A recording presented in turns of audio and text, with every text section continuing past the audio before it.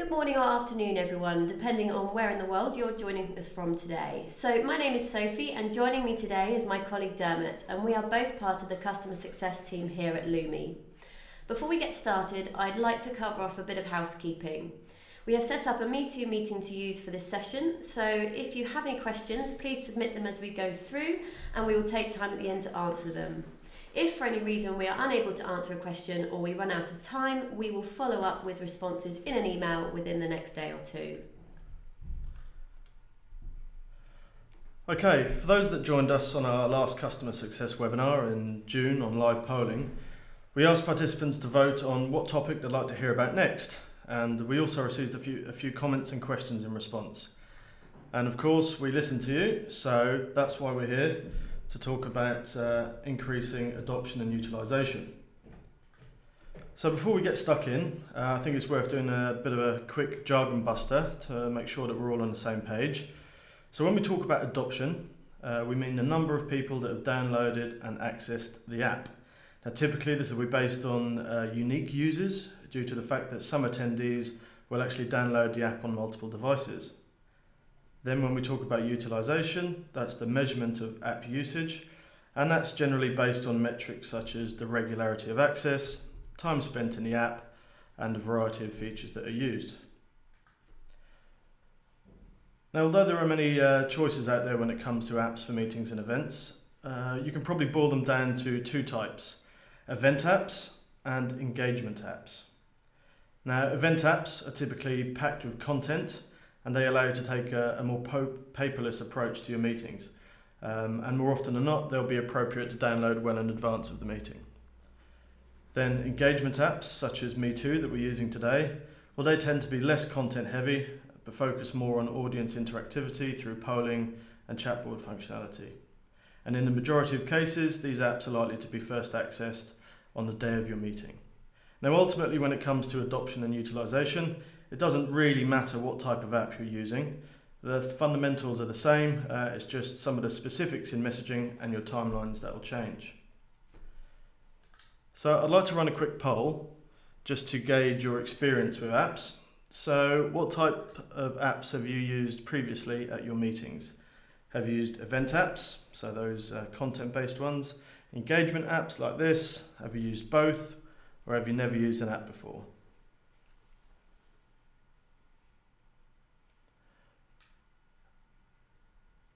Okay, I'm going to take those results there. Okay, interesting. Over half of you have used both before, and a few just engagement apps, and a few that haven't used any before at all. So that's really interesting, and we have designed the content today to be relevant to everybody. So no matter what you responded there, hopefully it'll be something interesting for you here. Okay, so thanks for setting the scene a little bit, Dermott. So there are many ways to increase both adoption and utilisation. However, today we're going to focus on what we could consider to be the top 5 for you to start with to help improve your meetings. Okay, so choose the right app and promote it well. Remove or avoid as many barriers as possible, and encourage and incentivise the use of your app. And last but not least, keep it simple. Before I hand over to Dermott for the first of our top 5 tips, for anyone joining us late, please can you join the Meetoo meeting for the session? You can see the web app URL at the bottom of each slide, and this can be accessed by any browser-enabled device. Thanks very much, Sophie. So to lead into our first tip, I'd like to ask you all a bit of a quiz question. So how many different event apps are listed in the 2016 Event App Bible? Is it 65, 95, 105, or 125?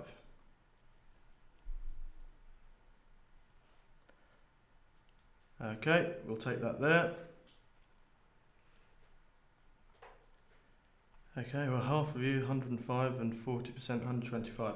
So it looks like 40% of you may have read it already, because it is actually 125. And if you haven't read it, so for the other 60%, you should go to EventMB today and get it. It's free and extremely useful for when you're looking to use an app at your events.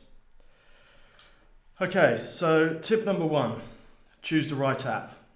Now, by that stat, you can see clearly there are a lot of apps out there, and they do all have their benefits. So it's about finding the right tool for the job. And when choosing your app, there's a couple of things here that I think that you should think about. So what is the right app for you? So considering things like your budget, your objectives, your stakeholders' objectives, and then think about the desired outcomes of your app, and then whether it will be self-service or a full-service solution from your provider. What's going to work for your event? So what type of event is it? What's the duration? Do you need to have an app packed with lots of content, or is interaction and engagement your primary goal? And last, but certainly not least, don't forget your attendees. What app is going to most benefit them and their experience at your event? Will they want to sift through lots of content, or will they simply want to ask questions of the presenters? So once you've decided whether it's going to be an event app or an engagement app that you need, you then need to choose specifically which one out of the many. Okay, so another poll for you regarding content-loaded event apps. So what is the optimum time to start promoting your event app? Is it 2 months prior to the event, 1 month prior, 2 weeks prior, a week prior, or on the day? Please vote now.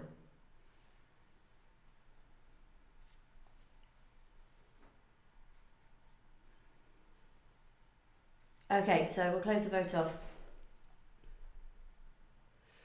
Okay, so a real spread in what your thoughts are. So in our experience, 1 month is ideal, but actually 2 weeks is more realistic in a corporate conference environment. So that leads on to top tip number 2, promote your app. Event apps full of content are more likely to be accessed in advance of your meeting, so highlight a point on the timeline in your plan to make sure you are reminding and encouraging attendees regularly enough, but not so much it becomes irritating. Downloading event apps also tend to be more taxing on Wi-Fi, so set yourself a goal for pre-event adoption numbers and really drive it to ensure you do not have too many people trying to get on your app when they arrive at the meeting. You know your audience, well at least you should do. Will they engage early, and if so, how early? For example, senior or C-level attendees are unlikely to be thinking about an event that is more than 2 weeks away, and so are probably not going to download your app that early unless you give them a particularly compelling reason to do so. Okay, so another quick poll for you, this time for engagement apps such as Meetoo. What is the optimum time to start promoting an engagement app? 1 month prior to the event, 2 weeks prior, a week prior, on the day, or in the meeting? Please vote now.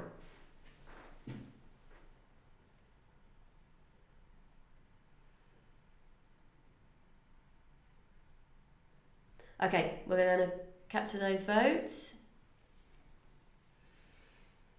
Okay, so most of you think a week prior. Actually, in our experience, on the day is ideal, but probably more realistic would be in the meeting when attendees see that you will actually be getting them to use it. One of the key benefits is that you do not need to know and communicate with your audience before the meeting. You may not have the luxury to get them to download it ahead of time.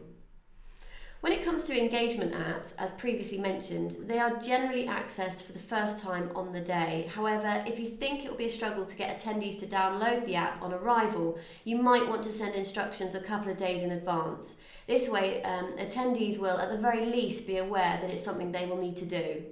Of course, if downloading a native app isn't going to suit attendees, they can access the web version of the app as an alternative.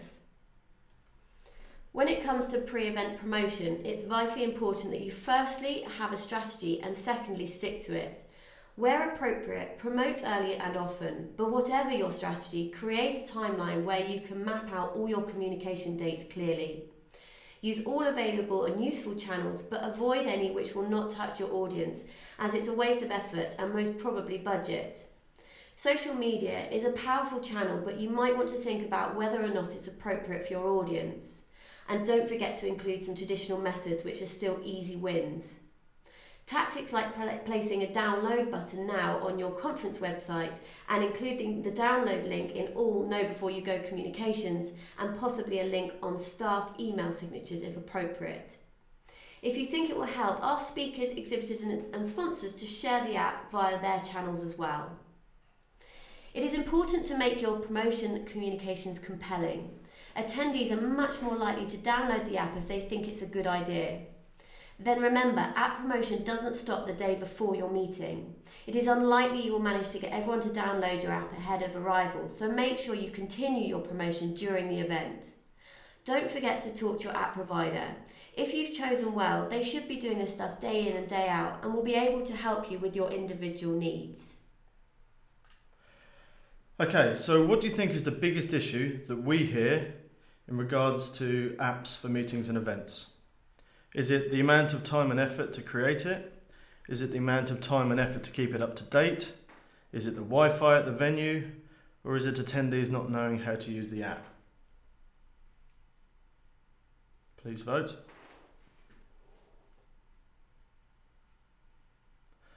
Okay, and I'll take that there. Okay, 2/3 Wi-Fi at the venue. Yeah, absolutely. That is certainly far and away the biggest issue that we find our customers having when it comes to apps. So that does lead nicely into tip number 3, which is remove barriers. So I know it might sound obvious, but whatever you do, strive to avoid barriers to adoption and utilization. Give your audience a real reason to download the app, and whether that's content, interaction, or rewards, and inform them of the benefits to them. Keep those instructions for accessing and using the app simple but accurate, because actually if people fail once, they might not try again, whether that was down to bad instructions or simply their own fault. Actually, apps with the simplest user interface do tend to score best on utilization measurements. Now, as most of you know, and by that stat, Wi-Fi can be a real villain when it comes to apps. So it's vital that you get written confirmation of the service level agreement from your venue that their infrastructure can actually support your requirements. And as actually part of this webinar and the takeaways, we'll be giving you a little useful Wi-Fi guide and some questions to ask your venue. So whether it's a simple introduction slide showing how to use your engagement app, or even a really detailed digital document actually stored in your content event app, be sure to let your attendees know how to get it and then how to use it. If you are using an event app, having an app or tech help desk will help mitigate many of the potential issues, but actually in our experience it's rarely the app that gets the most issue mentions at help desk. It is how to access the Wi-Fi, and then sometimes what are my login details, because people can't find the email that you sent them. Okay, so another quick poll for you. What is the biggest driver of getting people to use your app? Is it gamification, promotion, posters, or the host introducing it? Please vote now.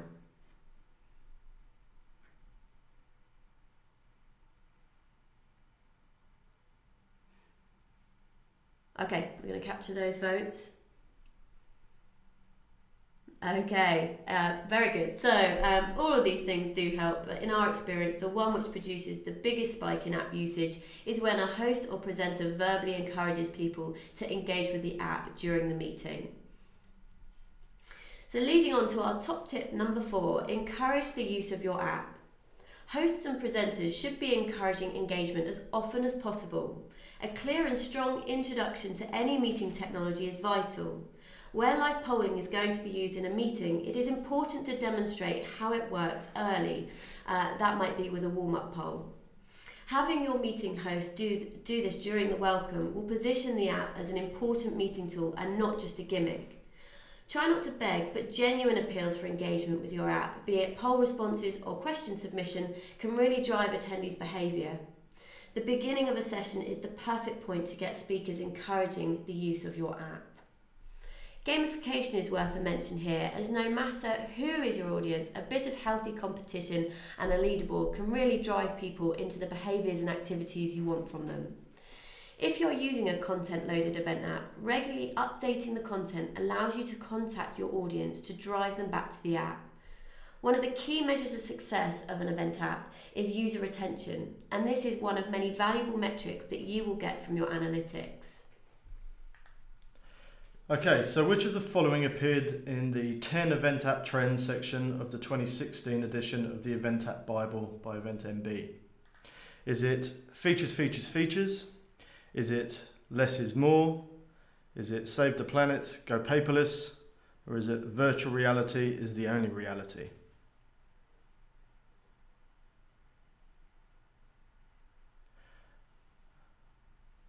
Okey-doke, I'll take that there.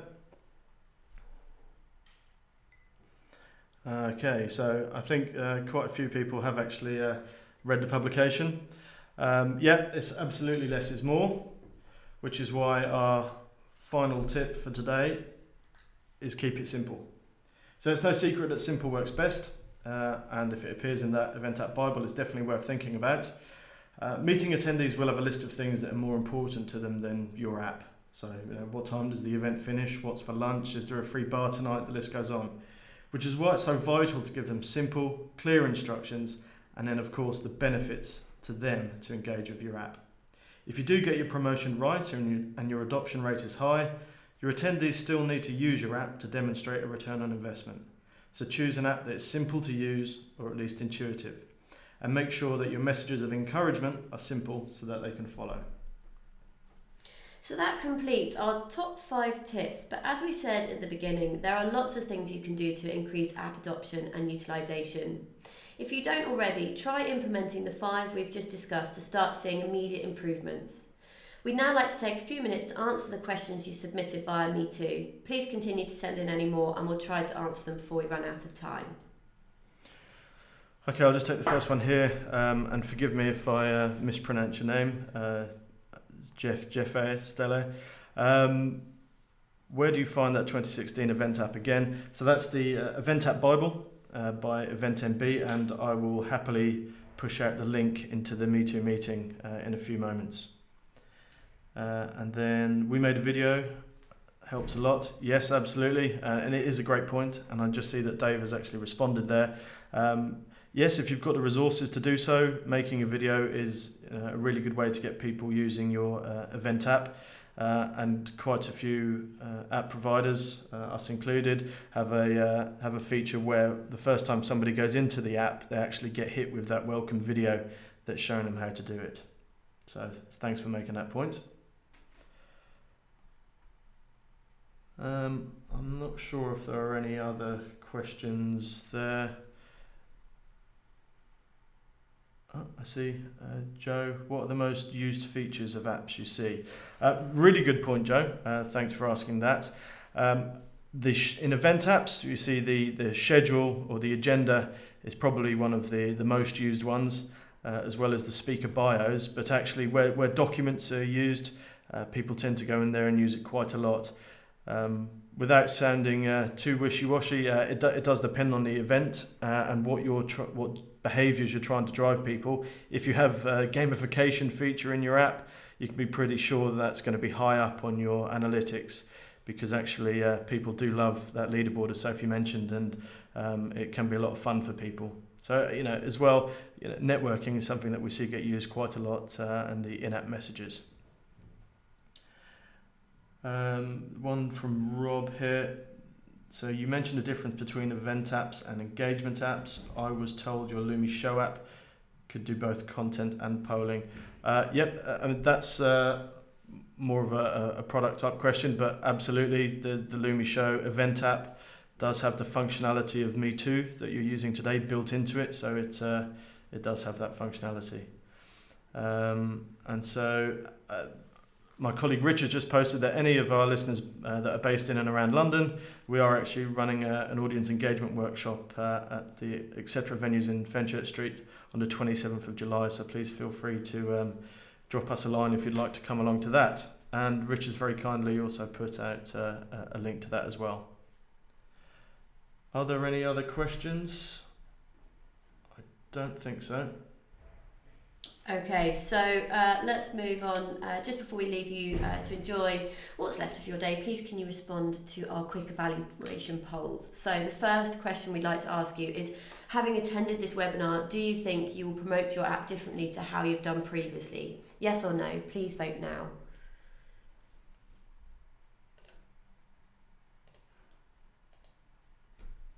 Okay, we're going to stop there. Thank you very much for answering that question. The next one, has this webinar been a valuable use of your time? Please vote now.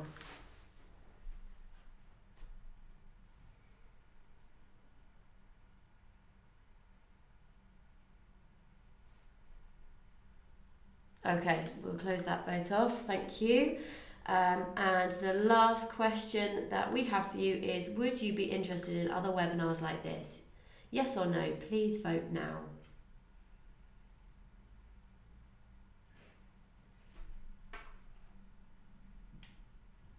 Okay, we'll capture those votes. Thank you very much for answering those questions for us. We hope this session has been useful, and what you've seen and heard will help you to continue enjoying using Meetoo at your meetings. You can see we've listed a few places for online resources, and we will also push these out into this Meetoo meeting so you can take them away. We will also be sending out a digital swag bag to you with even more useful tips. Of course, if you think of any questions you'd ask in relation to the topics covered today, or would like to discuss other ways to use Meetoo, please get in touch with myself or Dermott directly, or of course you can email the Meetoo team at hello@meetoo.io. That's all from us. Thank you very much, and we hope to see you for our next customer success webinar very soon. Enjoy the rest of your day.